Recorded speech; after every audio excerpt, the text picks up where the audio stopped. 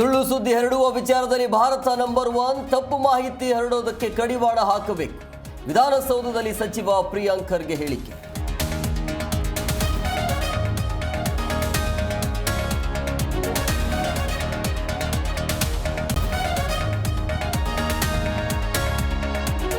ಅಕ್ರಮ ಗಣಿಗಾರಿಕೆ ಪ್ರಕರಣ ತನಿಖೆ ವಿಳಂಬ.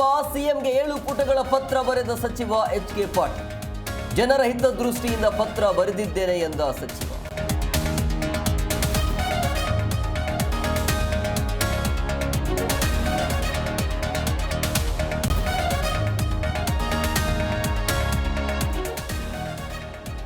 ಅಂತಾರಾಷ್ಟ್ರೀಯ ಯೋಗ ದಿನಾಚರಣೆ ಹಿನ್ನೆಲೆ ಜಲಯೋಗ ಸಿದ್ಧಿಸಿಕೊಂಡ ಮಂಡ್ಯದ ಸ್ವಾಮೀಜಿ. 10 ಗಂಟೆಗೂ ಹೆಚ್ಚು ನೀರಿನ ಮೇಲೆ ತೇಲುವ ಕಲೆ ಸಿದ್ಧಿ.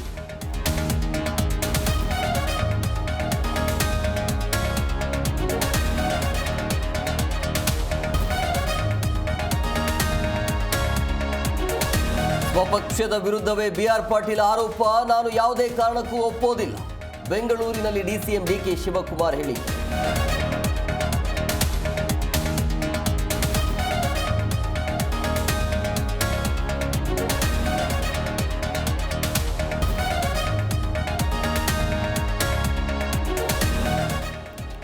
ಇರಾನ್ ನಡುವಿನ ಯುದ್ಧದಲ್ಲಿ ಇಸ್ರೇಲ್ಗೆ ಮುನ್ನಡೆ. ಕದನ ವಿರಾಮದ ಮಧ್ಯಸ್ಥಿಕೆನೇ ವಹಿಸಲ್ಲ.